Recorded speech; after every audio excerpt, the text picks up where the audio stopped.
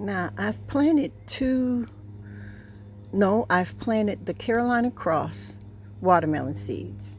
But amazingly, these seeds from botanical, oh, I'm sorry, I don't know why I'm shaking, from Zella Jake Farm, these seeds are black.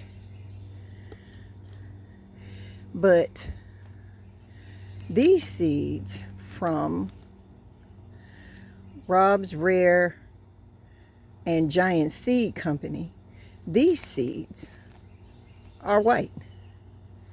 So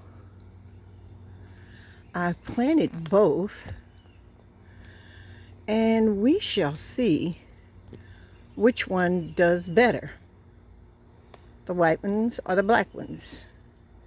And then again, maybe, who knows why they did it that way. Because I know that watermelon seeds can be two different colors in the same watermelon. So we'll see how that goes. Thanks for watching.